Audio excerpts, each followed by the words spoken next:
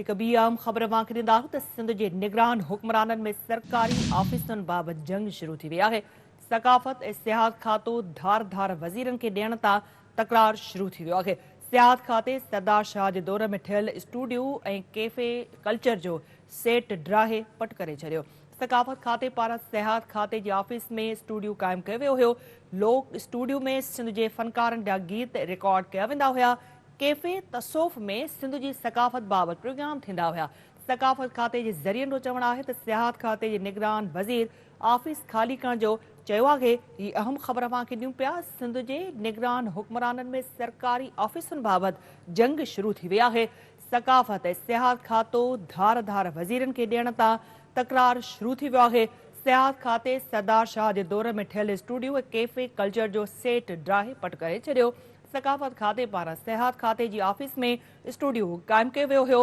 लोक स्टूडियो में सिंध जे फ़नकारनि जा गीत रिकॉर्ड कया वेंदा हुया।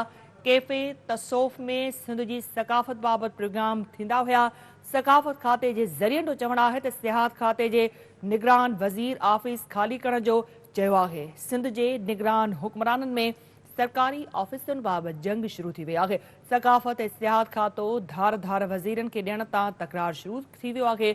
सियाहत खाते सरदार शाह जे दौर में ठहियल स्टूडियो ऐं कैफ़े कल्चर जो सेट ड्राहे पट करे छॾियो। सकाफ़त खाते पारां सियाहत खाते जे ऑफिस में स्टूडियो क़ाइमु कयो वियो हुयो। लोक स्टूडियो में सिंध जे फ़नकारनि जा गीत रिकॉर्ड कया वेंदा हुया। कैफ़े तसोफ़ में सिंध जी सकाफ़त बाबति प्रोग्राम थींदा हुया। हिते वांखे इहो बि ॿुधाईंदा आहियूं त सकाफ़त खाते जे इहो ज़रियनि जो चवणु आहे त सियाहत खाते जे निगरान वज़ीर ऑफिस ख़ाली करण जो चयो आहे। सिंध जे निगरान हुक्मराननि में सरकारी ऑफिसुनि बाबति जंग शुरू थी वई आहे। सकाफ़त ऐं सियाहत खातो धार धार वज़ीरनि खे ॾियण तां तकरार शुरू थी वियो आहे।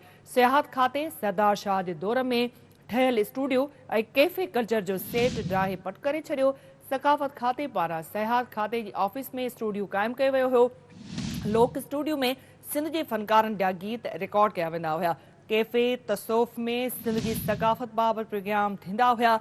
सकाफ़त खाते जे ज़रियनि जो चवणु आहे त सियाहत खाते जे निगरान वज़ीर ऑफिस ख़ाली करण जो चयो आहे। सिंध जे निगरान हुक्मराननि में सरकारी ऑफिसुनि बाबति जंग शुरू थी वई आहे।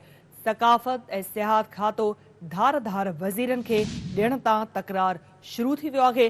सियाहत खाते सरदार शाह जे दौर में ठहियल स्टूडियो कैफ़े कल्चर जो सेट ड्राहे पट करे छॾियो।